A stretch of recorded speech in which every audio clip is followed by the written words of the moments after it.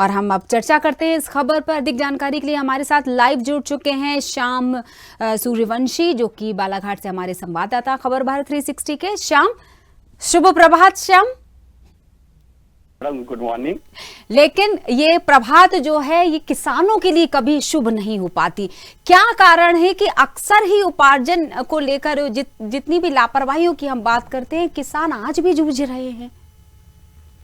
जी, यह चिंता का विषय बालाघाट के लिए जरूर होना चाहिए, क्योंकि उपार्जन का कार्य बालाघाट जिले में पहली बार नहीं होता है।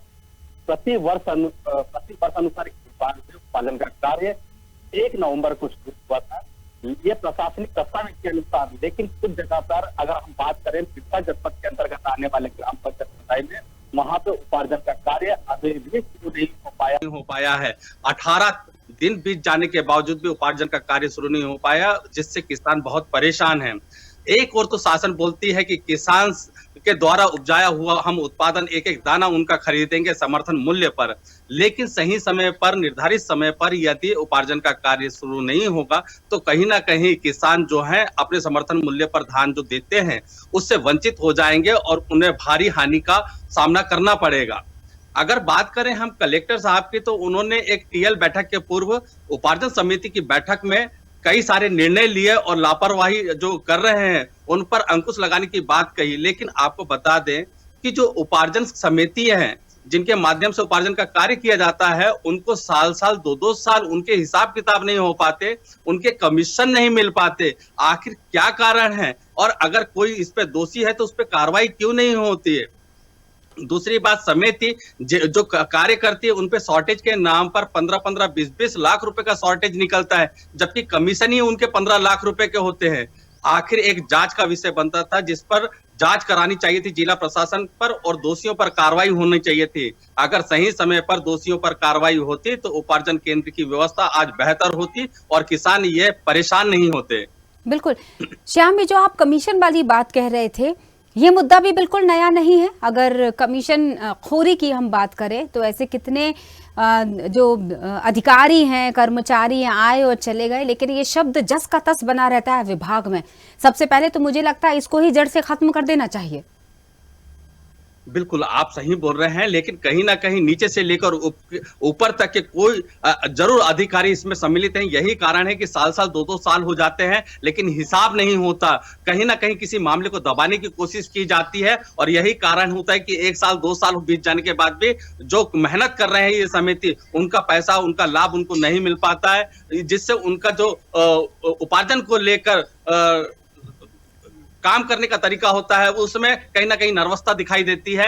क्योंकि यदि जो काम करते हैं उसके बदले अगर जो उन्हें राशि दी जाती है, अगर वो सही समय पर दी जाएगी तो उनका उत्साह ज्यादा होता है, लेकिन ऐसा नहीं होता है। और जिसके कारण आज किसान, बालाघाट जिले के किसान अपने जो व्यवस्थाओं की बात करें उपार्जन केंद्र में, वो चीज दिखाई नहीं देती। एक और तो डीएमओ साहब जो बालाघाट के हैं, रघुवंशी जी, वो बोलते हैं कि बेहतर व्यवस्था है, लेकिन हम जब उपार्जन केंद्रों में जाते हैं तो अभी शुरू हुई है 11, कुछ जगह में 11 तारीख से शुरू हुए हैं, उसके बावजूद भी 18 तारीख आते तक के कहीं बारदाने नहीं है तो कहीं परिवहन की व्यवस्था नहीं है। जबकि आपको पता है कि यहाँ से कितने स्लॉट बुक हुए हैं, कितना धान खरीदी करना है, ये पहले निर्णय हो जाता है। उसके बावजूद भी अगर व्यवस्था देखी जाए तो बालाघाट जिले में चरमराती नजर आती है। और एक बैठक करके श्री कलेक्टर बोलते हैं कि जो भी दोषी होंगे कार्रवाई करेंगे।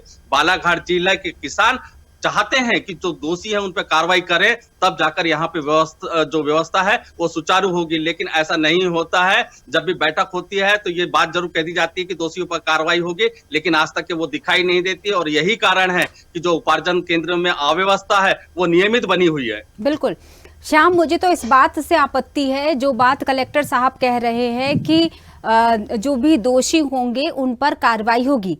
जो भी दोषी होंगे इससे क्या मतलब है? क्या उन्हें पता नहीं कि दोषी कौन है, कहां पर कौन से लूप गैप जा रहा है, कौन से लोग हैं जो इस पूरी क्रिया के लिए, मुझे ऐसा लगता है कि जो जिम्मेदार हैं, जो कहे तो जिम्मेदार जाते हैं लेकिन हरकतें गैर जिम्मेदाराना है। जी, क्योंकि इन्हें जब जिला प्रशासन को जांच कराना चाहिए वो जांच नहीं कराती, और कहीं ना कहीं जो नेता होते हैं वो राजनीति यहाँ पे हावी दिखाई देती है प्रशासन पर, जिसके कारण जांच भी कभी नहीं होती। और यही कारण है कि दोषी बच जाते हैं, और दोषियों को बचाने के लिए कहीं ना कहीं जो समिति का हिसाब किताब होता है वो समय पर नहीं किया जाता। और यही कारण होता है कि साल साल 2-2 साल जो समिति काम करती है उसका हिसाब किताब नहीं होने के कारण उनके जो काम करने के बदले जो पैसा देती है सरकार, वो पैसा उनको नहीं मिल पाता, जिसके कारण उनका समितियों का उत्साह जो होता है उपार्जन के प्रति अच्छा नहीं दिखाई देता। अगर हम बात करें तो इस बार नई नीति के तहत धान खरीदी का कार्य शुरू किया गया था, जिसमें सारे राइस मिलर्स सीधे उपार्जन केंद्र से धान उठाएंगे। लेकिन बात करें तो अभी तक के सिर्फ 61 ऐसे राइस मिलर्स हैं जो धान उपार्जन में धान का परिवहन का कार्य करेंगे, लेकिन अभी तक पूरा नहीं हुआ है, जिस पर उन्हें एक नोटिस भी जारी कर दी गई है कलेक्टर के द्वारा। लेकिन आखिर ऐसी व्यवस्था कब तक रहेगी? बिल्कुल, अगर हम मतदान की बात करें, बिल्कुल श्याम, नई मतदान को प्रदेश लेकर जैसे सरकार गंभीर होता, बिल्कुल मतदान को श्याम, लेकर मुझे ऐसा लग रहा है कि हम दोनों बारी बारी से बात कर लेते हैं श्याम। अगर मैं धान उपार्जन या गेहूं उपार्जन की बात करें, नई प्रदेश सरकार में अगर हम बीजेपी के संकल्प पत्र की बात करें तो रुपए राशि तो बढ़ा दी गई, लेकिन व्यवस्थाओं को सुनिश्चित करना ताकि वो सुचारू रूप से अपना काम कर सके, वहां पर मौजूद हर व्यक्ति, हर कर्मचारी और अधिकारी भी, ये मुझे लगता है सुनिश्चित किया जाना बेहद जरूरी है। क्योंकि बार बार प्रदेश सरकार ये बात कहती है, यहाँ तक कि केंद्र सरकार भी इस बात को अच्छी भली भांति ये बात जानती है कि अन्नदाता का मान तभी पूरे देश का सम्मान और स्वाभिमान की जब हम बात करेंगे, लेकिन यहाँ तो अन्नदाता ही परेशान है। कहीं ना कहीं ये राजनीति मुद्दा भी बन गया है। आज किसानों को एक लाभ दिलाने का जो बात की जाती है, जैसे शासन के द्वारा अगर भारतीय जनता पार्टी की बात करें तो विधानसभा चुनाव में उन्होंने जरूर बोला था कि हम 3100 रुपए क्विंटल धान खरीदेंगे किसानों का। आज जब सीएम साहब ने शपथ लिया तो पहला उनका चले गया मांस मछली के तरफ चले गया, मार्केट में खुले में नहीं बिकेगा। लेकिन वो किसान को कहीं ना कहीं भूल गए। अगर वो एक बात कह देते कि जो हमने घोषणा किया है हम उस पर कायम है और आपका धान 3100 रुपए क्विंटल खरीदेंगे, लेकिन वो उस चीज से बचते नजर आ रहे हैं। और कहीं ना कहीं मुझे ऐसा लग रहा है कि लोकसभा चुनाव के लिए उसको बचाया जा रहा है। चुनाव के ठीक पहले घोषणा करेगी और कहीं ना कहीं बोनस के रूप में किसान को देगी। तो कहीं ना कहीं ये राजनीति जो है किसानों को लेकर दिखाई देती है। और अगर शासन की बात करें तो शासन ही नहीं, प्रशासन भी कहीं ना कहीं किसानों को व्यवस्था देने की बात जरूर करती है, लेकिन उस समय फिर वो धीरे धीरे समय बीतते जाता है और उसे नजरअंदाज कर दिया जाता है।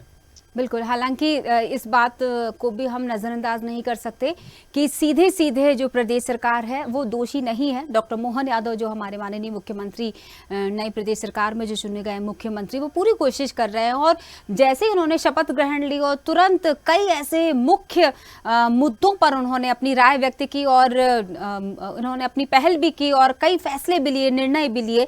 तो वो पुरजोर कोशिश कर रहे हैं कि जहाँ भी कमियां हैं, खामियां हैं, उन्हें दूर किया जा सके। लेकिन हर जगह जाकर तो प्रदेश सरकार मौजूद नहीं हो सकती, इसलिए उन्होंने वहां नुमाइंदे बिठा रखे हैं अपने, जो उस व्यवस्था को संभालते हैं। दरअसल उन दोषियों को, उनमें डर पैदा होना बहुत जरूरी है, वरना ये स्थिति जस की तस और ये हमेशा बनी रहेगी।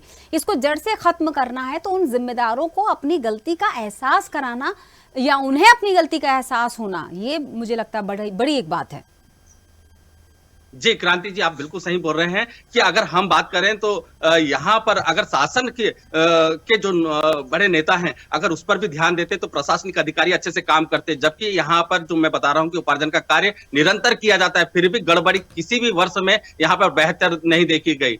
अगर हम बात करें उपार्जन में परिवहन की व्यवस्था को लेकर समिति आए दिन आंदोलन करती है कि परिवहन आप समय पर कीजिए जिससे शॉर्टेज नहीं होगा, लेकिन ऐसा नहीं हुआ आज तक। और परिवहन की व्यवस्था शुरू से ही यहाँ पे लड़खड़ाई नजर आ रही है। बारदाने समय पर उपार्जन केंद्र में नहीं पहुंच रहे हैं, किसान परेशान हो रहे हैं।